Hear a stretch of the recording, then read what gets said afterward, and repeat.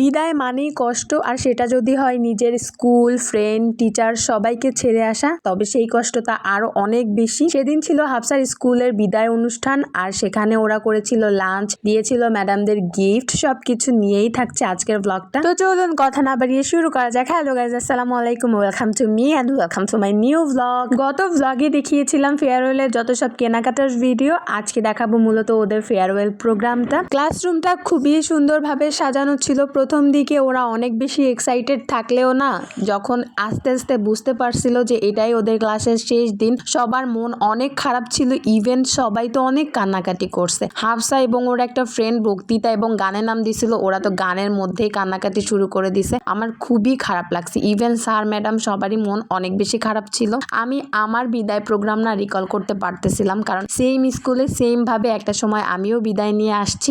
যাই হোক, এখানে সব টিচাররা ছিল, সবাই একসাথে ছবি তুলে রাখলো, কারণ এটা ফ্রেমে বাঁধায় সুন্দরভাবে লাইব্রেরিতে রাখা হবে তাই। এরপর শুরু হলো মেইন প্রোগ্রাম। আসলে না, ওরা এখনো বুঝতে পারতেছে না যে ওরা কি হারাইতেছে। শৈশব যে কতটা মধুর এখন এই বয়সে এসে বুঝতে পারি যে ওই সময়টাই অনেক বেশি ভালো ছিল। আচ্ছা, বকর বকর পরে করি, আগে হাফসার গানটা শুনে আসি। ও বিদায় অনুষ্ঠান উপলক্ষে একটা গান গাইছিল, লেটস এনজয়। আমি আর রামেশার কারাকারিটা তো আর হবে না, দুজনে রাগ করে বেঞ্চের দুপাশেতে বসে থাকি আর হবে না। হুট করে ফিরে এসে লুট করে নিয়ে যাবে, সময় তো ধরে রাখা যাবে না। আমাদের বাজে স্বভাব কোনোদিন যাবে না, আমাদের বাজে স্বভাব কোনোদিন যাবে না। ক্লাসে সেই আরিফার জোরে জোরে হাসাহাসিটা তো আর শোনা যাবে না। মারিয়া নিকাকে নিয়ে সুরাইয়ার রাগারাগি কখনো তো কেউ আর করবেন না। থাক, এখন আর না শুনি। আমারই তো ভয়েস ওভার দিতে দিতে এখনই কান্না পাচ্ছিল ওদের কান্না দেখে, কারণ ওরা দুজনই, রামিশা এবং হাফসা, বক্তৃতা এবং গান গাওয়ার সময় দুজনই অনেক কান্নাকাটি করছে। ইভেন ওদের টিচাররাও ওদের উদ্দেশ্যে যখন ছোট ছোট স্পিচ দিচ্ছিল তখন তাদেরও চোখ ভিজে গেছে, এরকম সিচুয়েশন ছিল। এরপর কয়েকজনের টিচাররা মিলে ওদেরকে একটা বিদায়ী গান শোনায়, ওদেরকে ডেডিকেট করেছিল গানটা। চলেন এনজয় করি।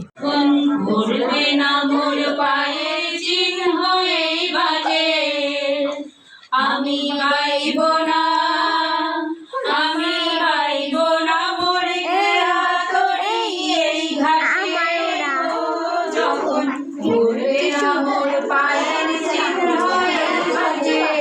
ঠিক কতটা স্নেহ ভালোবাসা থাকলে ছাত্রছাত্রীদের প্রতি ম্যাডামরা এইভাবে বিদায়ী গান দিয়ে তাদেরকে বিদায় দিতে পারে আমার জানা নাই। এই গানের মাধ্যমে তারা শুধু তাদের ভালোবাসা প্রকাশ করেনি, তাদের দুঃখটাও প্রকাশ করেছে যে তারা তাদের ছাত্রছাত্রীদেরকে হারিয়ে ফেলছে। যাই হোক, এখানে ছোট ছোট গিফট দিয়ে ওদেরকে ওদের পরীক্ষার জন্য শুভকামনা জানানো হচ্ছে। শৃঙ্খলার সাথে সবাই একে একে এসে গিফটগুলো নিল এবং টিচারদেরকেও তাদের ছোট ছোট গিফটগুলো তুলে দিল। আমি আবারও রিপিট করছি, গিফটগুলো খুবই সামান্য, তাও ওদের ভালো লাগার থেকে তাদেরকে গিফটগুলো দেয়া। আজকের এই দিনটার মাধ্যমে ওরা ওদের পড়াশোনার প্রাথমিক জীবন শেষ করলো। ওরা আসলেই বুঝতে পারছে না যে ওরা আসলে কি হারাইতেছে, কারণ এই সময়টাই একটা মানুষের লাইফের ইম্পর্টেন্ট সময়। আই থিঙ্ক শৈশব হারিয়ে ফেললে না, এটা আর কখনোই ফিরে পাওয়া যায় না। এখন হাজারো ব্যস্ত থাকি, কত হ্যাসেলের মধ্যে থেকে লাইফ চায়, তখন একটা সময় গিয়ে মনে হয় কি যে ওই লাইফটাই ভালো ছিল, একদম টেনশন ফ্রি, শুধু পড়াশোনা, হাসি ঠাট্টা, ফ্রেন্ডদের নিয়ে মেতে থাকা, এগুলোই ছিল লাইফ। কিন্তু এখন চাইলেই আর সেটা সম্ভব হয়ে ওঠে না। স্কুলে যাই ঠিকই,